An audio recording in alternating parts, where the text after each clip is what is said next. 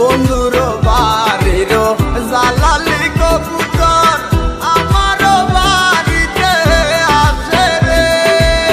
কত মুঠি মুসুরি সিটাইয়া খাওয়াইলাম, কত মুঠি মুসুরি সিটাইয়া খাওয়াইলাম। খায় আর বাকুম বাকুম করে লো কিশোরী, চলো না উদাসী